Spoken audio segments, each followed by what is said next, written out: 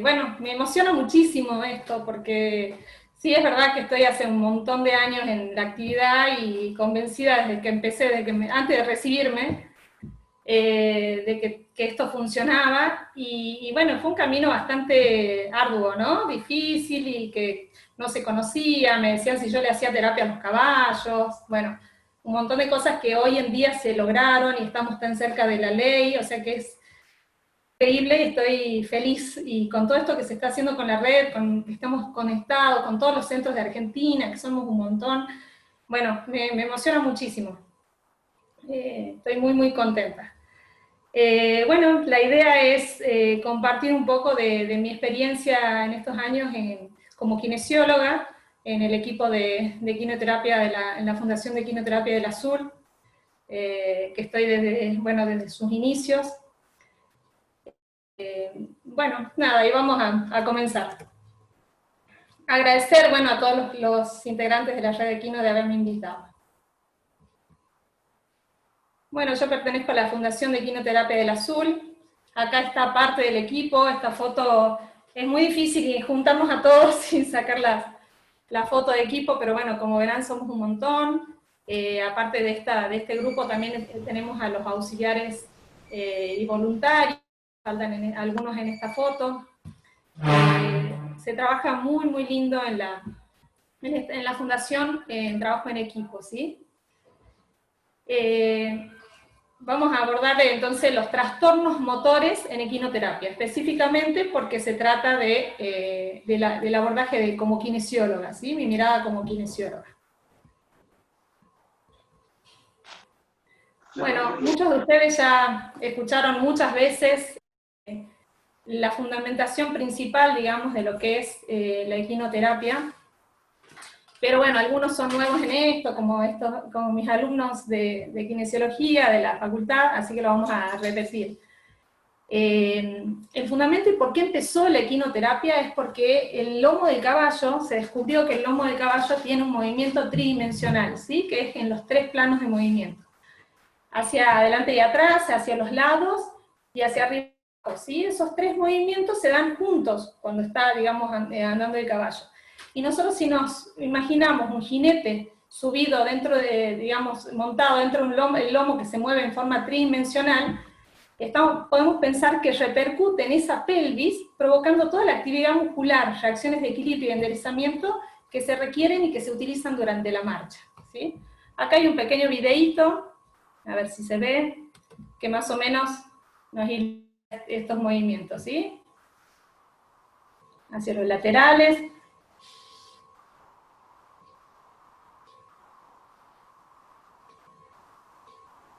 Hacia adelante y atrás. Perdón, arriba y abajo.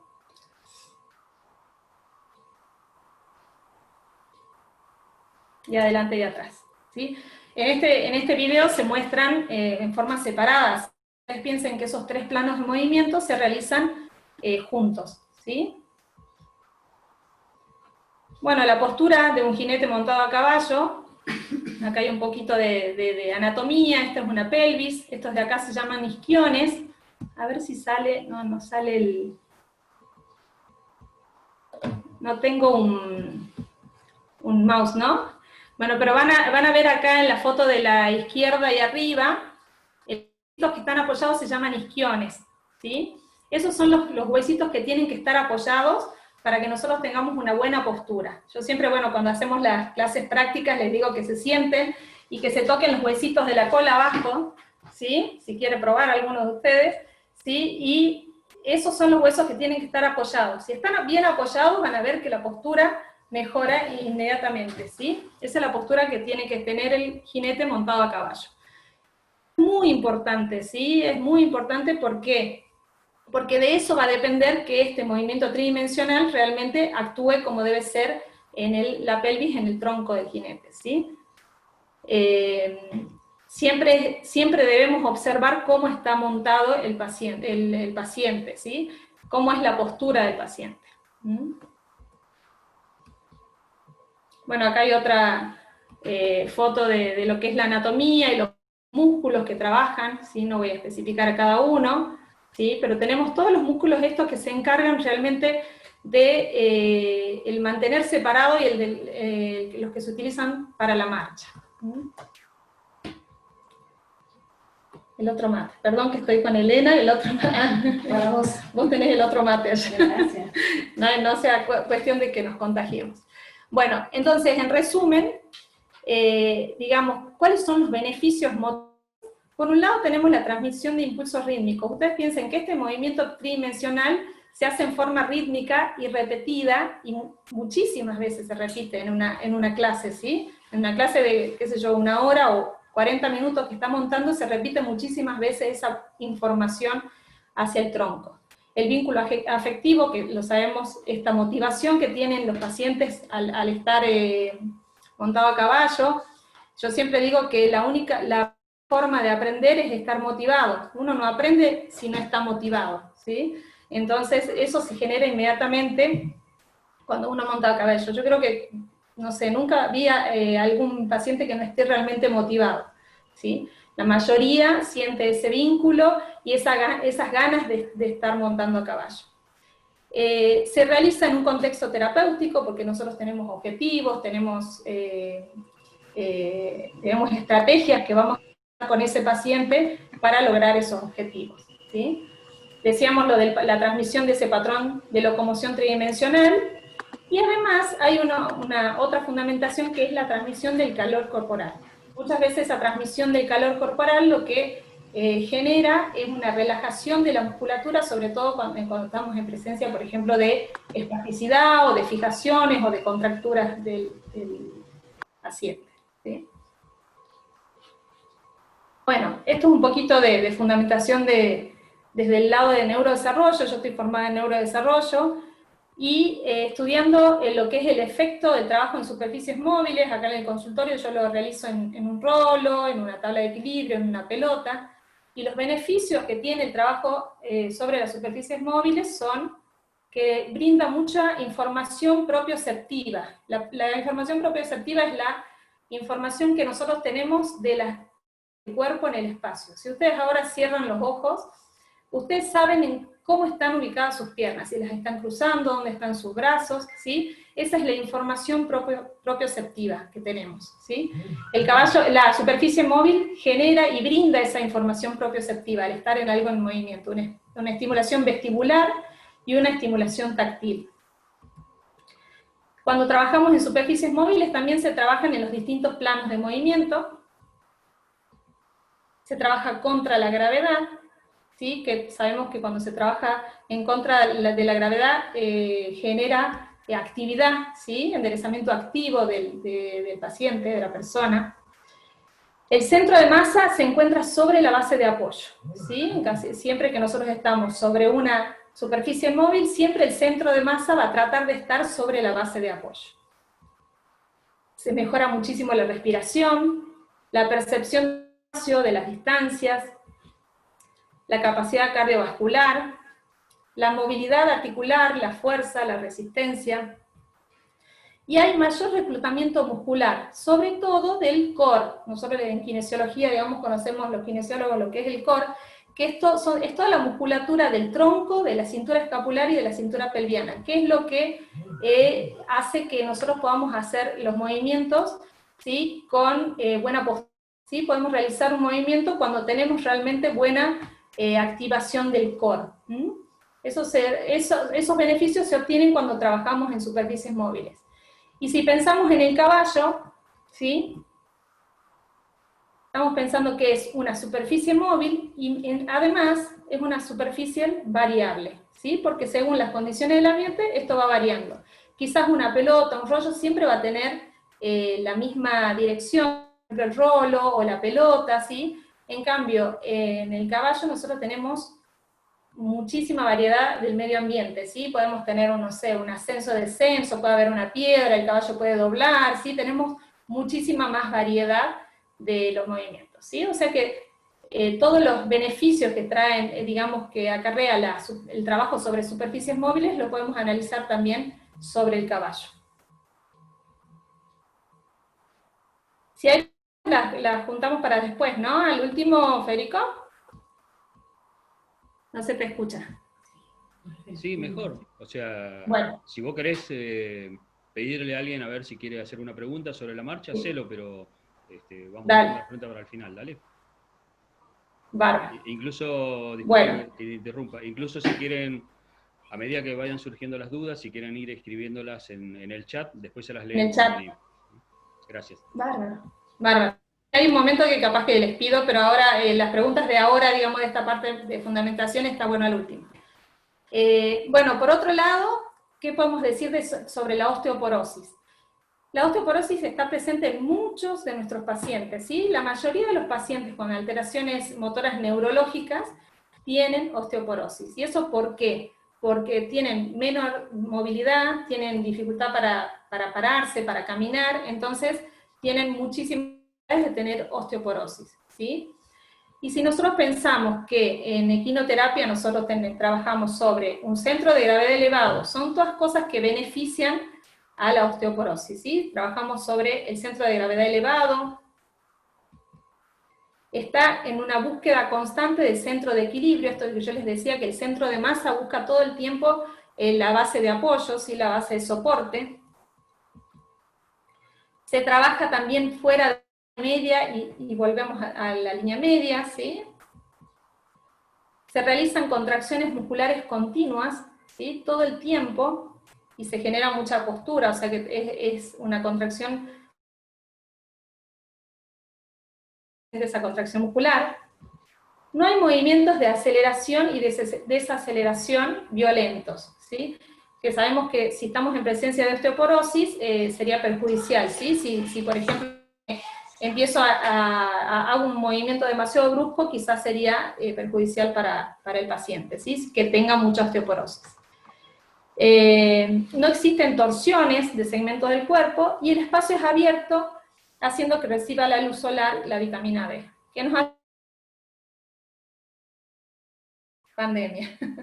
¿Sí? Entonces estamos pensando que la equinoterapia tenemos todos estos beneficios que favorecen digamos, a la prevención de la osteoporosis, o si está instalada, digamos, los cuida, ¿sí? Y se puede trabajar con movimientos, con esto que yo les decía, que no tiene movimientos demasiado bruscos, ¿sí? Que se trabaja con todos los movimientos que nosotros necesitamos para fortalecer esa estructura ósea. Bueno, algunas cuestiones que nosotros evaluamos en los pacientes con trastornos motores que tenemos que tener en cuenta, bueno, sería ideal, digamos, tener a un kinesiólogo en el equipo, digamos, que sepa de estos temas, pero no vamos a especificar cada uno, pero sí es muy importante que todos conozcan, ¿sí? Por ejemplo, el tipo de tono muscular, porque depende del tipo de tono muscular va a ser la estrategia que vamos a buscar, ¿sí? El tono muscular, por ejemplo, puede ser hipotonía, el tono muscular bajo, puede ser hipertonía, el tono muscular alto, o puede haber una distonía, que hay una fluctuación de ese tono que sube y que baja, ¿sí? Va a depender de eso la estrategia que nosotros utilicemos. ¿Qué patrones de movimientos tiene? Hay algunos pacientes que se manejan mucho con patrones flexores, van a ver que tienen muchísimas más flexión y les cuesta extenderse, o al revés, son esos chicos que se tiran mucho para atrás, que tiran la cabeza para atrás y se manejan mucho con patrones extensores. Entonces, para eso, estrategias específicas para trabajar con ellos, ¿sí? Entonces nosotros tenemos que evaluar y saber de qué características tiene ese paciente, ¿sí? Los rangos articulares, tenemos que ver si están disminuidos, si están aumentados, si hay hiperlaxitud, que quiere decir que están muy laxos, que tiene demasiados rangos articulares, ¿sí? Si están disminuidos, ¿por qué están disminuidos? Porque depende si están disminuidos solamente por una retracción muscular o si hay otros bloqueos, digamos, entonces tenemos que saber por qué, porque para también prevenir y no hacer macanas, ¿sí? Tenemos que saber cómo están esos rangos articulares. Y también porque quizás nuestro objetivo sea aumentar esos rangos articulares, entonces tenemos que saber si es factible poder aumentar esos rangos articulares, ¿sí? ¿Cómo es su postura y movimiento? ¿Cómo logra su postura y cómo se mueve? ¿Sí? Tenemos que analizar en ese paciente cómo controla la postura. La distribución de, por ejemplo, esa hipertonía que hablábamos acá arriba, si es en la mitad del cuerpo, si es más predominante en miembros inferiores, si predomina en los 4 miembros, ¿sí? O solo en los miembros inferiores.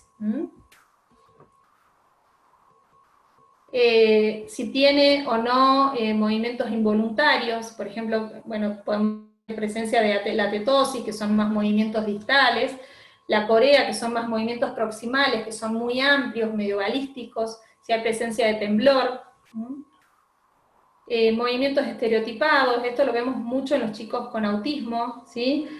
O los niños que tienen trastornos sensoriales, que hacen mucho estos movimientos con las manos, o si tienen movimientos estereotipados también por la misma distonía, ¿sí? Esto que hablaba de la fluctuación del tono, entonces tienen movimientos involuntarios y estereotipados.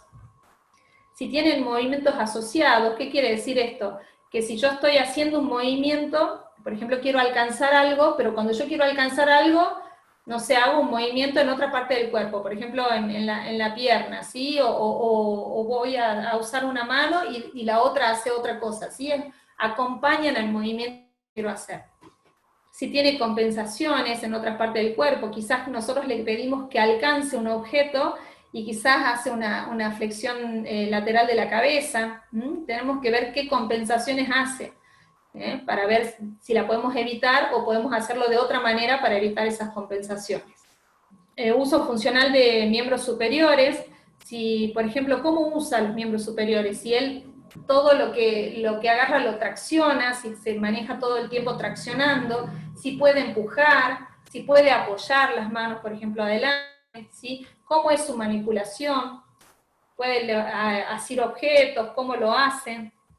Todo esto tenemos que ver, ¿no? Tenemos que observar en el paciente, cuando lo evaluamos sobre todo. ¿Cómo es su procesamiento sensorial? Si le gusta tocar distintas texturas o no, si tiene mucho miedo a los cambios de postura. Por ejemplo, hay muchas veces que los niños que tienen trastornos vestibulares les da mucho miedo subirse al caballo. Quizás no pasó de niños que no tenían ninguna dificultad motriz, pero tenían un trastorno vestibular, ¿sí? Quizás no necesitaba de mi asistencia como para hacer una monta asistida, pero para una primera vez, o segunda o tercera, hasta tanto vaya regulando esta información vestibular, lo tuvimos que hacer con marcha asistida, con monta asistida, ¿sí? Cómo procesa, bueno, lo propioceptivo, que hablamos hace un rato, lo auditivo, lo visual, el olfato, la sensibilidad. Esto es muy importante con los pacientes que tienen paraplegia, ¿sí? Los que tienen alteración de la sensibilidad y que no sienten realmente, por ejemplo, sus piernas, ¿sí? Eso tenemos que ya vamos a hablar más adelante, pero tenemos que tener mucho cuidado con los roces, ¿sí? El calor y el roce, por ejemplo, de la ropa, de la montura, puede hacer que los lastime y ellos no registrar ese dolor de esta falta de sensibilidad. Bueno, acá puse algunas fotos que lo aclaro, que no están bien, sino que es para mostrar lo que nos puede suceder, ¿sí? No van a decir después que así se monta. ¿Sí? La idea es que vayamos mirando y podamos observar un poquito qué es lo que está pasando. ¿Qué es lo que están viendo en este niño? ¿Quién se anima? Hipotonía, ¿sí? Entonces esa es la idea, que agudicemos la mirada y miren cómo todos, no hace falta ser kinesiólogos, todos se van a dar cuenta que es un niño hipotónico, ¿sí? Es un niño hipotónico, el niño hipotónico va a ser como una... Si está llevando el peso para atrás para tener más base de sustentación, para estar más amplio, más cómodo, se apoya sobre el coxis, como dijo, no sé quién era, una de las chicas, ¿sí? O sea que tenemos acá una postura típica de un niño hipotónico, ¿sí? Hola, Vir. Hola, Moni. Bueno, ¿acá qué vemos? Por eso decía que así no se monta, pobre, puse una foto tuya, Elena, con la Mili. Pero es lo que nos pasa. Era para mostrar el antiejemplo. El mal ejemplo, no, pero es lo que nos pasa, a ustedes también les debe haber pasado esto de subir un paciente y que le pase esto. ¿Qué característica tiene esta nena? ¿Qué le está pasando? Usa patrón flexor. Flexor, buenísimo. ¿Y el tono cómo está? Alto. Alto. Sí, me pongo en la charla, no sabía. ¿Y dónde tiene, qué distribución tiene? ¿Están más afectados miembros superiores, miembros inferiores? Vir, vos no digas porque es tu paciente, vos la conocés. Miembros superiores, miembros inferiores, los 4, ¿qué es lo que más afectados tiene? Pareciese más inferiores. Más inferiores, sí, un poco más inferiores, pero también tiene afectados miembros superiores. Claro, Esa sí. es una cuadri, pero sí es verdad que Chata que tiene más miembros inferiores. ¿Sí? Viechu la conoce. Bueno, ¿y esta nena qué se les ocurre? No pude sacarle la foto sin, acá ya estamos usando una estrategia terapéutica para ella, ¿no? Pero bueno, el otro día justo él, no sé quién era que te preguntaba de un caso como este. Creo que, no sé si era la Chata o quién era. ¿Qué es lo que piensan que tiene? Esto está más difícil. Vero Estefasi, creo. Vero Estefasi dice que preguntaba sobre este síndrome. ¿Qué es lo que pueden Que ver? no resiste a tener la comida en la mano y que por eso se usa el balde.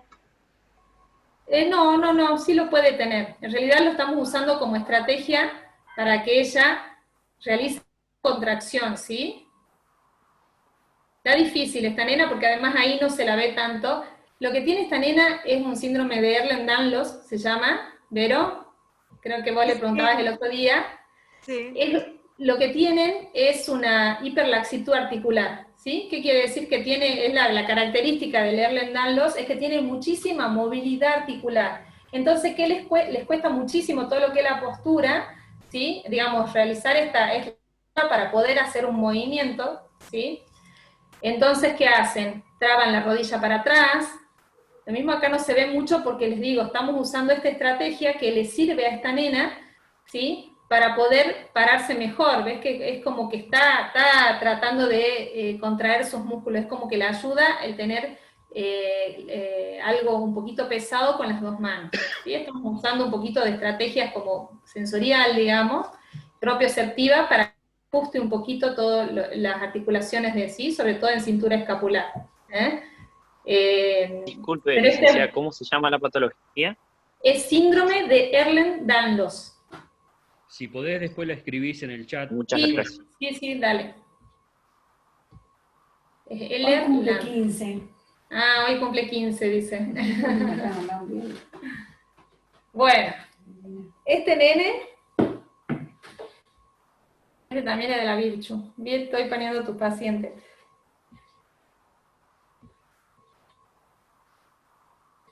En realidad el diagnóstico de este nene no está claro, ¿sí? Bien, no sé, al final no le hicieron genético, ¿no?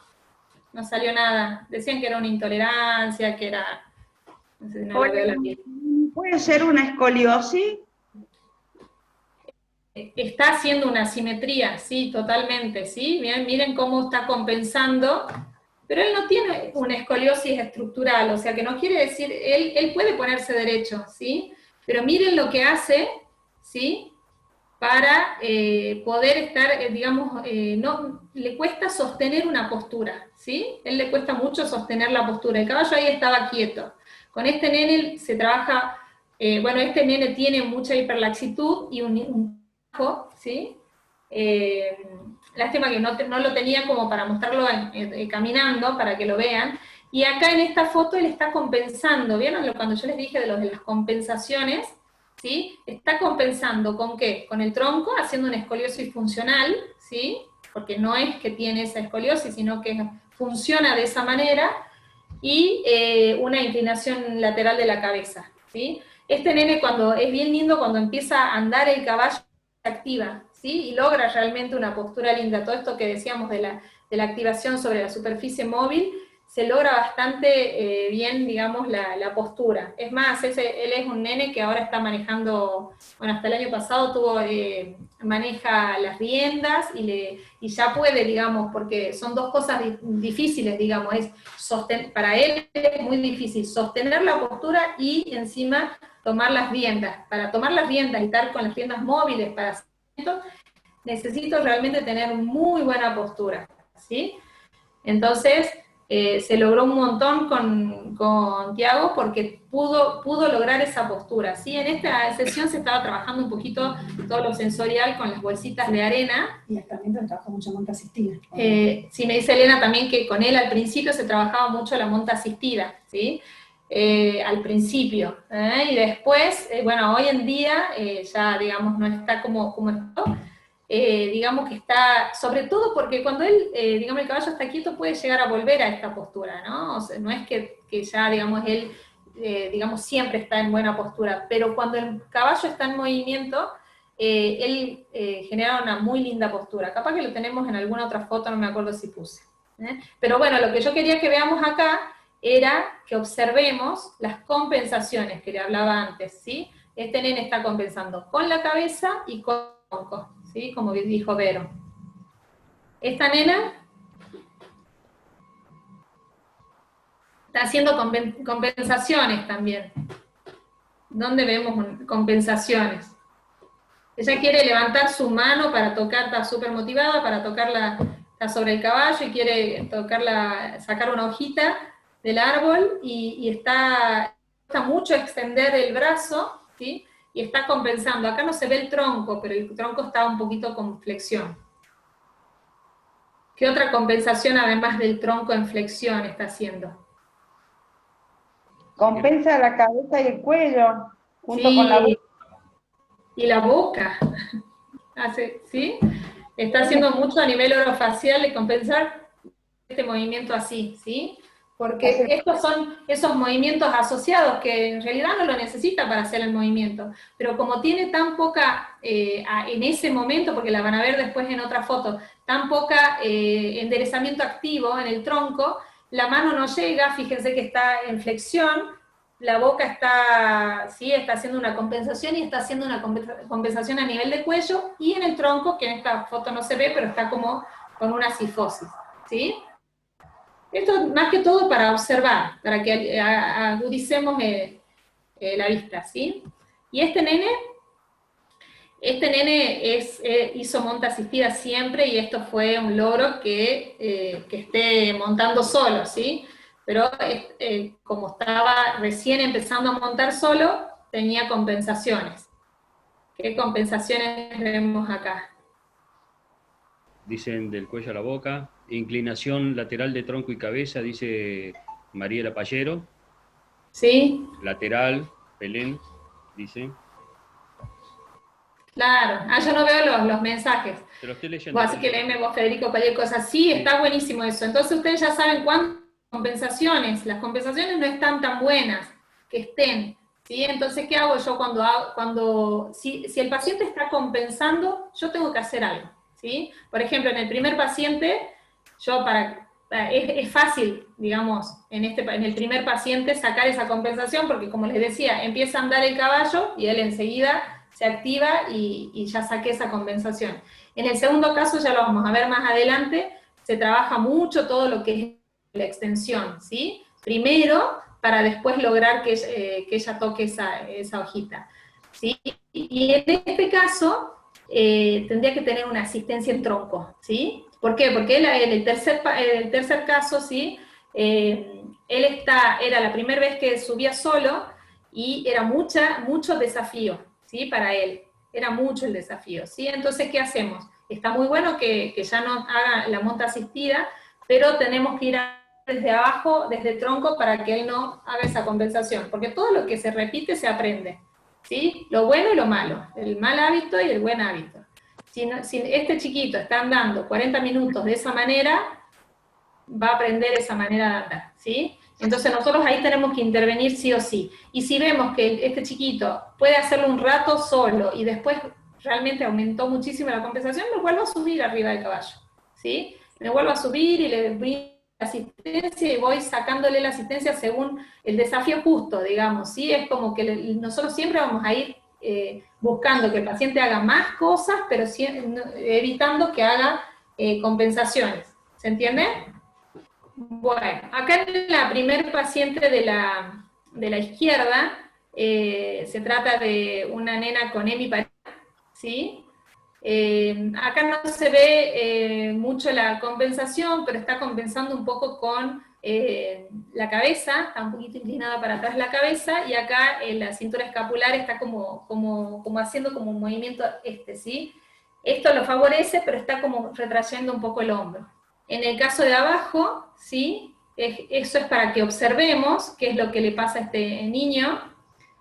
Este niño tiene, ¿dónde tiene más la distribución? Que es lo que hablábamos. ¿Dónde está más afectado? Miembros inferiores. Miembros inferiores, ¿sí? Ven que miembros superiores no tiene problema. Miembros inferiores y pelvis, digamos. Acá está justo con un equipamiento, un derrotador. Y la última de la derecha, ¿qué distribución hay? La mala postura. Una EMI.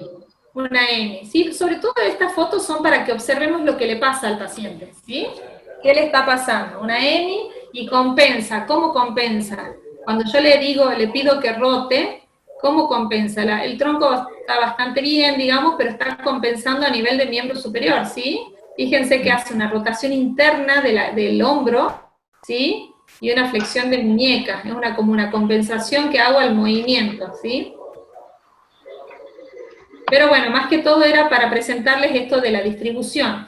En esta paciente es más de un lado del cuerpo, en el nene de abajo es más en miembros inferiores, y en la primer nena es más también como esta chica grande, es una hemiparesia, ¿sí? La idea es que ustedes cuando llegue el paciente puedan observar, sean kinesiólogos o sea cualquier área que trabajen con equinoterapia, tienen que saber todos observar al paciente, porque depende de eso qué estrategias vamos a usar, ¿sí? Bueno, vamos a empezar a hablar un poquito de los efectos de la equinoterapia sobre el paciente, ¿sí? A nivel orofacial es muy interesante, porque se trabajan con patrones de movimientos coordinados, ¿sí? Con alineación postural y con una regulación del ritmo, ¿sí? Tiene un ritmo específico el andar a caballo. Y todo eso favorece a la función alimentaria, respiratoria y lenguaje, ¿sí? Y a la sincronía, no sé, los fonos lo conocen bien, succión, deglución, respiración. Así que nosotros realmente necesitamos esa alineación postural. No podemos pretender que el paciente pueda respirar, pueda realizar la deglución, el hablar, ¿sí? Y succionar, si no hay una buena postura, ¿sí? Entonces nosotros estamos pensando que la equinoterapia trabaja muchísimo sobre todo lo que es el enderezamiento activo y la postura, podemos decir que va a favorecer todas estas funciones de succión, deglución y respiración, ¿sí? Acá vemos algunos, bueno, acá en la primera foto, es divina esta foto, miren cómo esto es una nena con síndrome de Down, que tiene el tono bajo, ¿sí? O sea que son nenes que generalmente tienen la boca abierta, muchas veces la lengua afuera, es como que este movimiento es muy difícil en ellos, ¿sí? Y miren lo que es la motivación por darle el beso que generó todo ese cierre de la boca. No sé si hay alguna fono acá, pero seguramente esta foto le va a gustar a la fono, porque realmente el cierre bilabial es bastante difícil en los niños con síndrome de Down. Bueno, acá justo este nene también se ve esta alineación para realizar, en este momento estaba tomando agua, por lo que yo le decía de la succión, deglución, respiración, ¿sí? Favorece la postura. Bueno, un repaso de todos los músculos que trabajan en la respiración. El principal es el diafragma, ¿sí? El diafragma trabaja en la inspiración y la expiración, y después tenemos todos los músculos intercostales, que están acá al costadito, digamos, de las costillas. Hay unos externos que trabajan más en la inspiración, y otros internos en la expiración.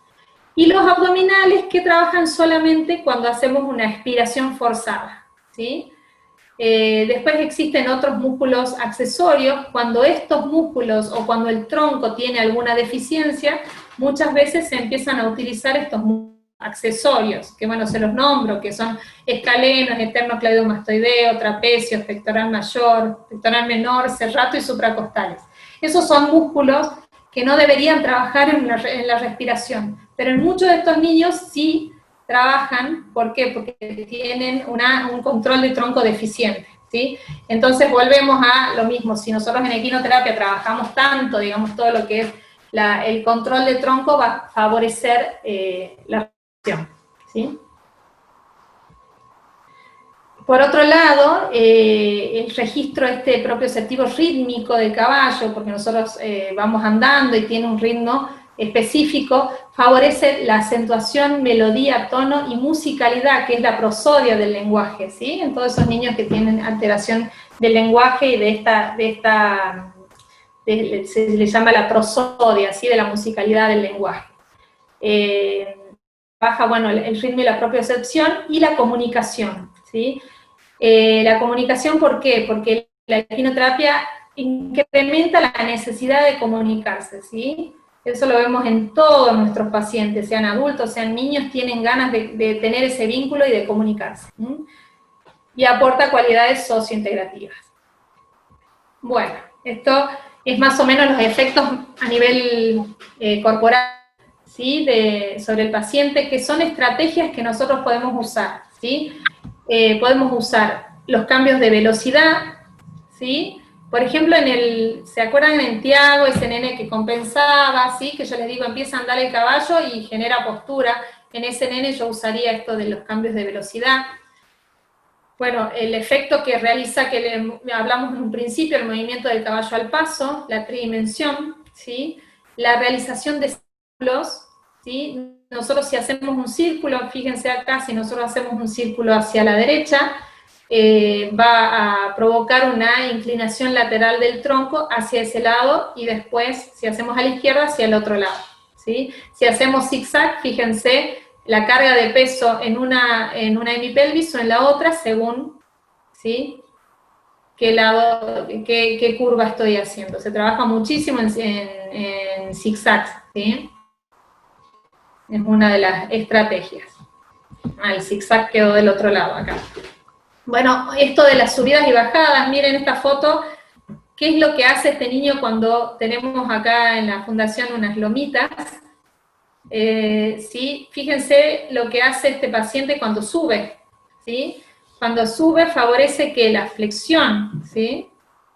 Y cuando baja, favorece la extensión. Estamos trabajando acá en el plano sagital, estamos trabajando la flexión y la extensión, ¿sí? La disociación de cintura escapular y pelviana. La cintura escapular es todo lo que es los omóplatos y esta parte superior, y la cintura pelviana es a nivel de pelvis. Nosotros cuando caminamos hacemos como una contrarrotación. ¿Qué quiere decir? Que, ¿vieron cuando el caminar de una modelo? Esto de que, ¿sí? Con disociación de tronco, es exagerado, ¿sí? Eso es lo que nosotros hacemos durante la marcha.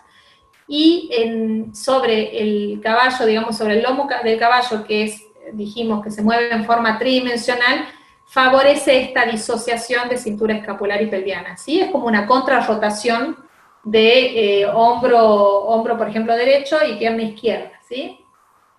Este movimiento de disociación. Como estrategia también podemos tener que tenemos que estar atentos para quién, ¿sí? Para quién, con quién podemos usar esta estrategia. De nuevo, bueno, lo nombro a Tiago, este nene que tenía hipotonía, ¿sí? Entonces, el trote continuo, sin parar, bueno, lo mismo en algún momento los terapeutas nos cansamos, pero el trote sin parar baja el tono, ¿eh? Lo que hace que eleve el tono es un trote, descanso, y otro trote, ¿sí? Eso es lo que va a hacer activar realmente el tono. Y también se usa mucho el trote, lo usan mucho la psicopedagoga, ¿sí? Los que quieren trabajar, la psicóloga que quiere trabajar la atención de ese niño, por ejemplo, en niños con ADD, con autismo. Entonces, para focalizar la atención, realizan un trote cortito y después le piden la actividad. Entonces, el trote nos puede servir como estrategia en esos niños también. ¿Cómo se puede cuando hacemos los zigzags se trabaja el plano frontal, y cuando hacemos el círculo estamos trabajando el plano frontal, ¿sí? ¿Se entiende? Miren, justo en esta foto se ve, este es el plano frontal. El plano frontal es cuando hacemos movimientos hacia los laterales.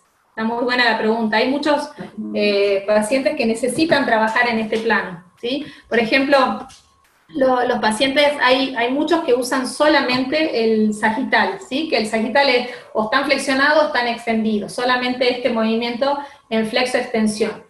En el neurodesarrollo, primero es el movimiento en flexo-extensión, después tenemos en el plano tal, y cuando tiene ambos planos, recién podemos pensar en un plano transversal, que es lo que hablábamos antes de la disociación, ¿sí? Bueno, los cambios de dirección es otra de las estrategias que hablamos antes, el control postural, ¿sí? Tratar de trabajar, tratar de mantener ese control, puede ser con algunas ayudas, por ejemplo, a nivel de una estimulación en la espalda, por ejemplo, para tratar de trabajar en la extensión, ¿sí?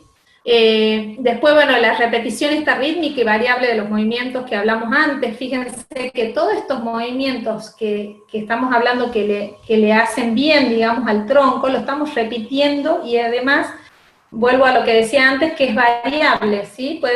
Puede variar, por más que yo tenga el centro, el mismo zigzag, el caballo va a pisar distinto, va a haber una piedrita, lo voy a hacer más amplio, más chiquito al zigzag, ¿sí? Entonces vamos a tener un estímulo variable.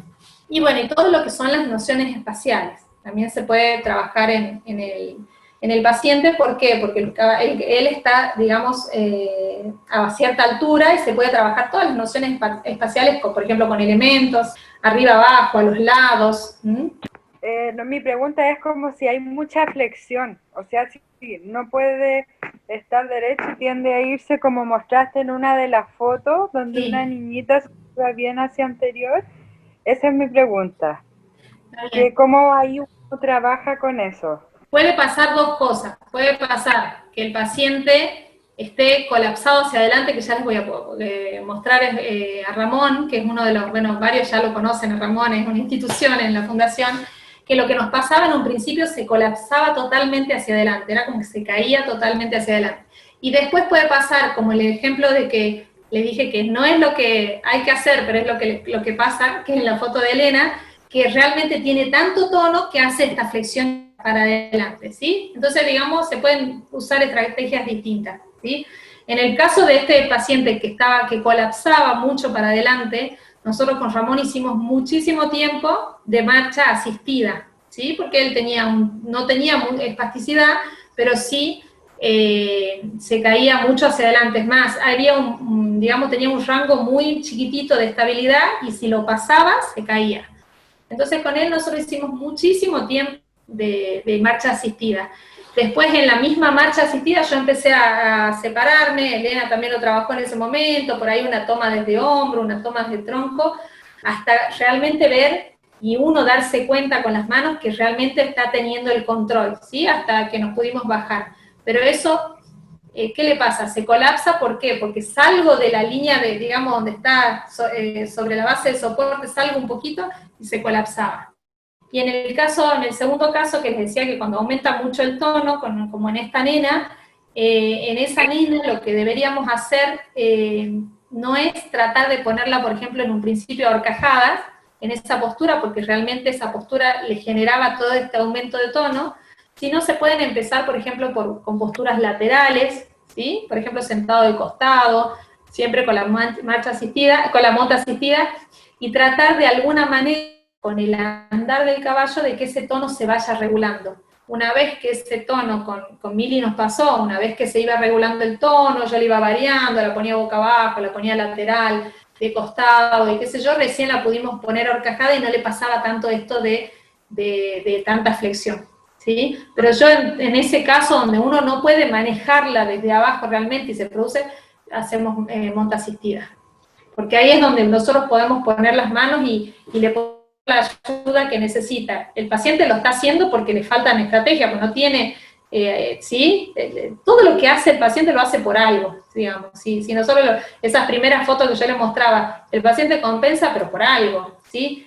En algún lugar está fallando, tiene debilidad, entonces por eso compensa. Entonces lo que hacemos nosotros es poner nuestra asistencia donde realmente necesita. ¿Se acuerdan ese chico que hacía esto cuando la primera vez que lo subimos solo? Mi asistencia, yo digo, bueno, ahí, ¿por qué está haciendo eso? Porque necesitaba la ayuda del tronco, ¿sí? La asistencia, y ahí deja de hacer la compensación.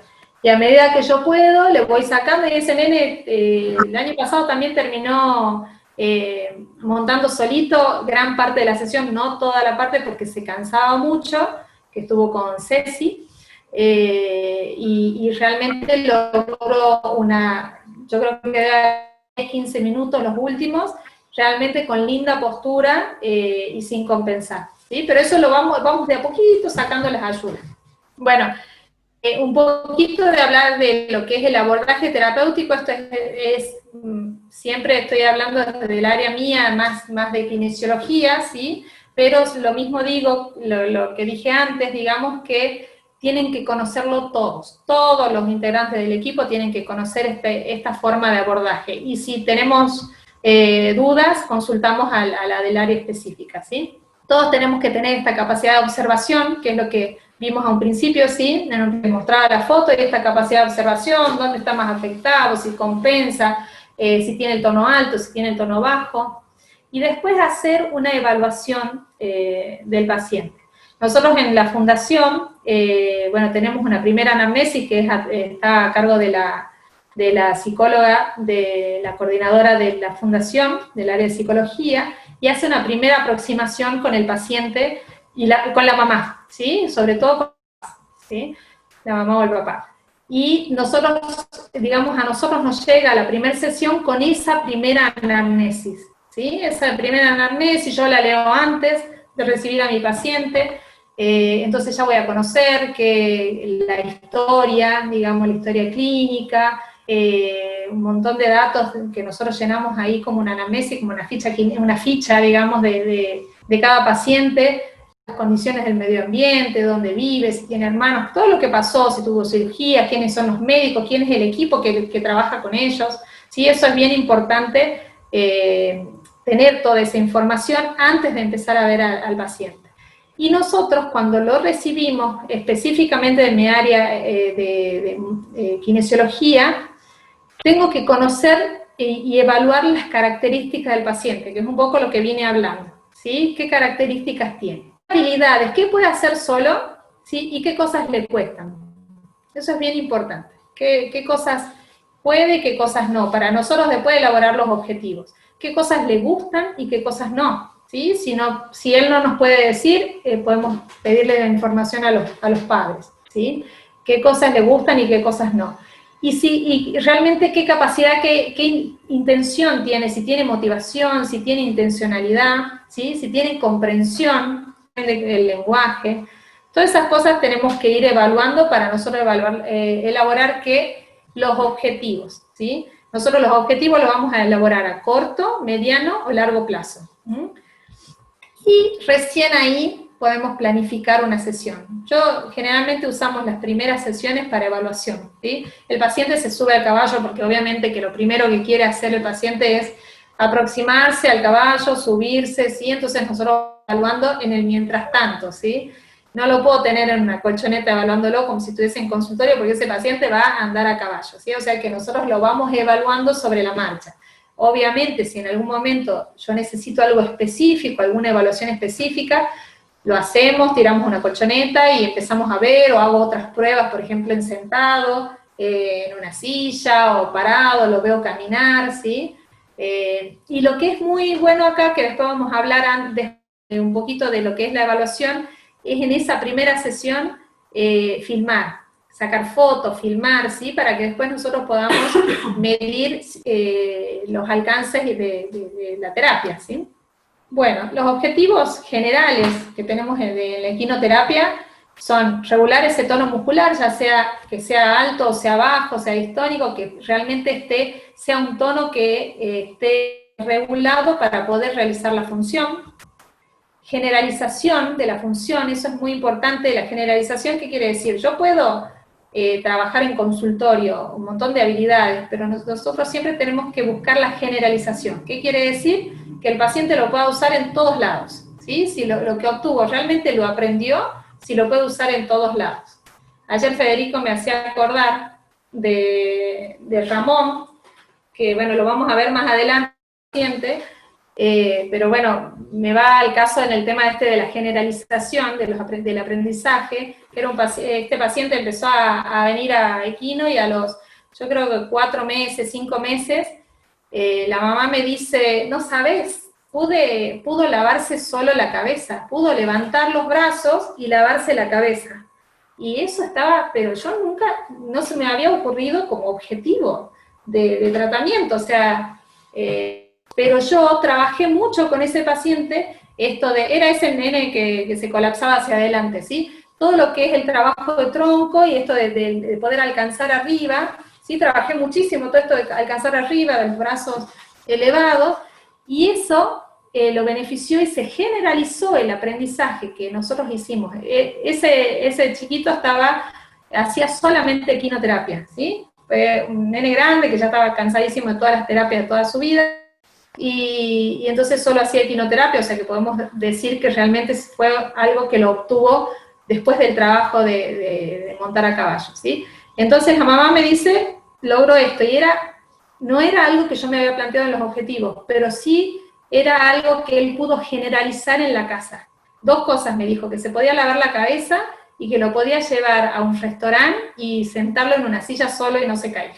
Buenísimo, porque ahí sí realmente el aprendizaje lo pudo generalizar, ¿sí? O sea que ya lo puede usar en otros ambientes, no solo en el ambiente de equinoterapia. Bueno, los objetivos es brindar una gama de estímulos, ¿sí? Ya hablamos un poco de los propioceptivos, táctiles, auditivos, visuales, brindar al paciente este beneficio que tiene el montar al caballo, que es un movimiento tridimensional, trabajar el equilibrio, el enderezamiento activo, lo que hablamos antes, las praxias motoras y orales. Las praxias es toda la secuencia que nosotros realizamos para hacer un movimiento. Por ejemplo, esto de acá abajo, la foto de la nena que está ensillando, es una praxia, ¿sí? La praxia se necesita una secuencia de movimientos, ¿sí? Muchas veces el paciente no puede hacer toda la secuencia del movimiento, pero sí una parte.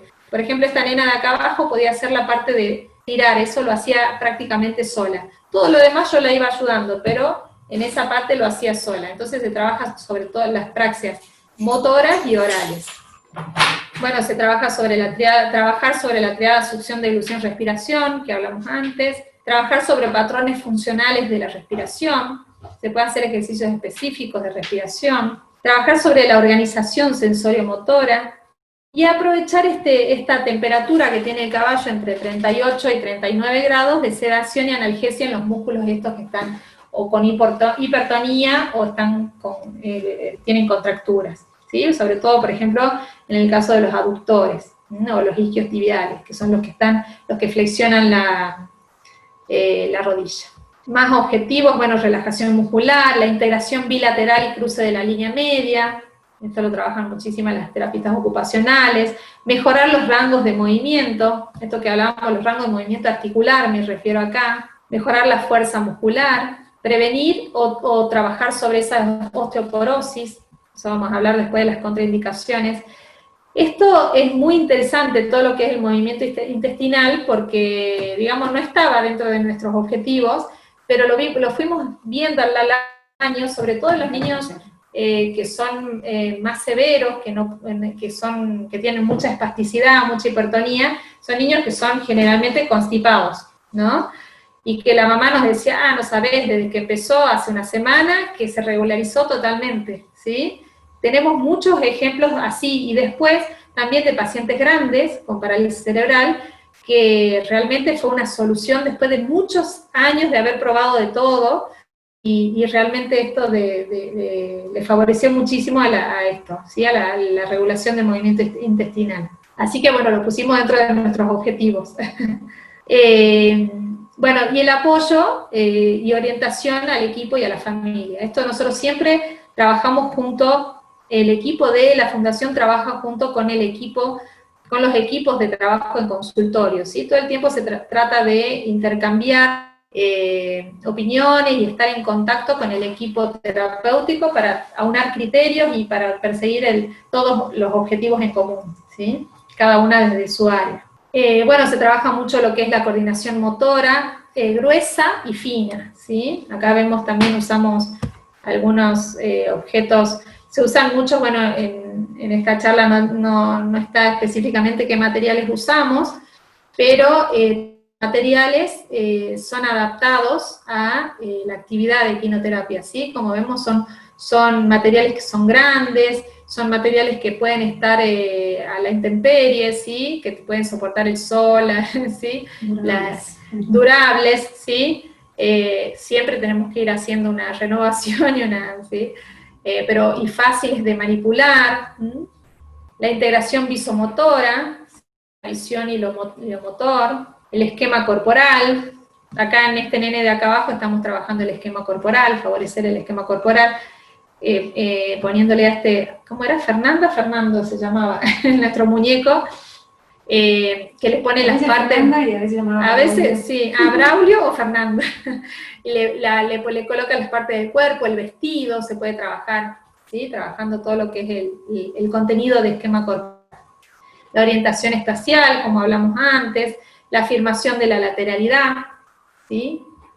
El uso funcional de los objetos, el deseo, la intencionalidad, la comunicación, el lenguaje circular.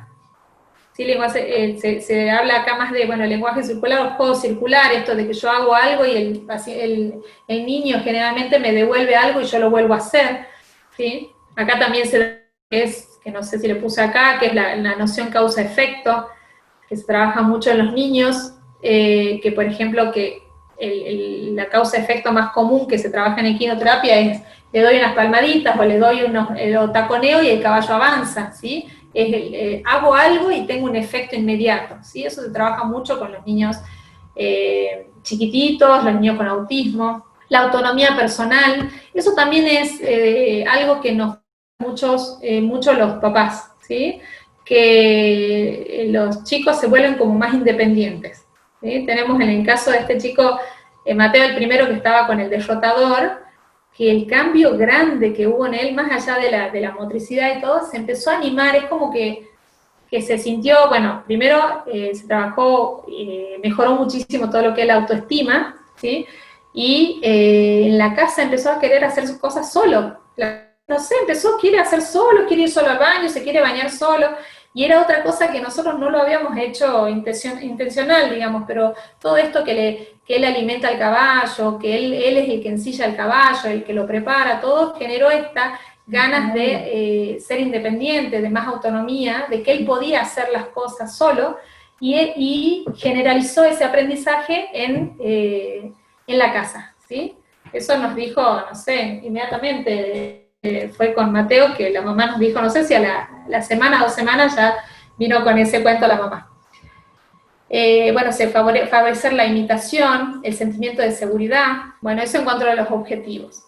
En cuanto al abordaje, continuando con el abordaje, es muy importante tener, eso lo hacemos mucho con Elena, que ella es más la parte de ecuestre, digamos, que obviamente opinar en esto, digamos, y el kinesiólogo son los que generalmente realizan la elección del caballo. ¿Cuál es el caballo más apropiado para ese paciente? Siempre y cuando tengamos, obviamente, la posibilidad, si tenemos, en un principio empezamos que teníamos 1 o 2 caballos, y bueno, había que arreglarse con esos 2 caballos, pero si tenemos la posibilidad de elegir, está bueno, por ejemplo, elegir el tipo de caballo, si es un caballo que tiene un paso más corto, que tiene más rápido, vamos a elegir un niño que es más hipotónico o que tiene dificultad de atención, entonces para que lo active.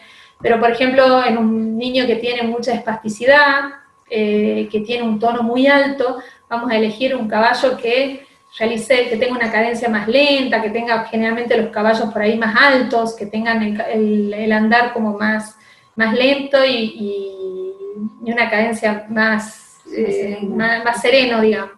me asiste Elena. ¿Sí? Entonces vamos a ayudar a que baje y se regule el tono de ese niño, ¿sí? Por ejemplo, en la nena Emily. En Emily no tenemos que usar un caballo demasiado activo porque iba a aumentar. Sabemos que la espasticidad, este aumento de tono, es velocidad dependiente, se dice, ¿sí? ¿Qué quiere decir? Que nosotros, cuanto más rápido hagamos el movimiento, puede hacer que suba el tono. También vamos a determinar si es necesario o no realizar un trabajo previo. Realmente, en mi experiencia, muy pocas veces necesité hacer trabajo previo.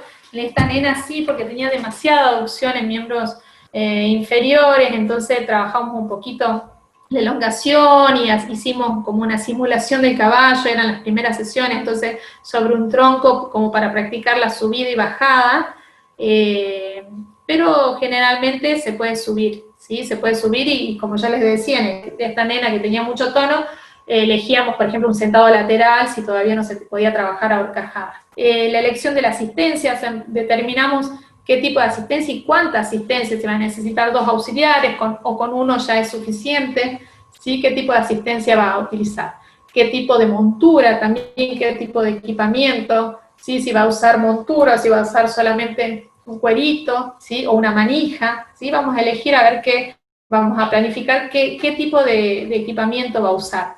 La planificación de cómo va a subir y bajar, eso es bien importante hacerlo antes, ¿sí? No improvisar sobre la marcha, porque podemos tener sustos, ¿sí? Si nosotros vemos las características del paciente, lo observamos, vemos cómo viene caminando, todo, tenemos que anticiparnos a cómo va a ser el ascenso y descenso, y determinarlo de alguna manera, y que todo el equipo sepa cómo va a subir y bajar ese paciente. Si lo va a hacer por rampa, si lo va a hacer desde estribos, si lo va a hacer con el papá, que ya vamos a ver si tenemos tiempo del video de Ramón, como la forma en que lo hace, ¿sí? Todo eso se determina antes. ¿Qué tipo? Bueno, ya lo dije, de montura, si va a usar estribos o no, si va a usar rienda o no.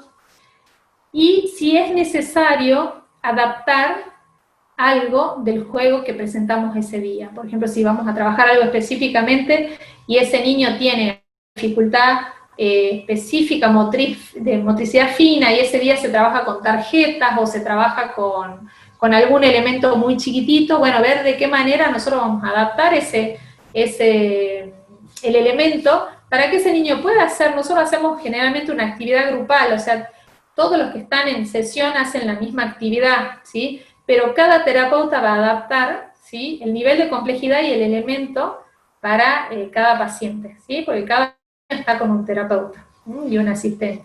Entonces nosotros vamos a elegir, vamos a ver si el juego que se propone ese día es apto para ese niño.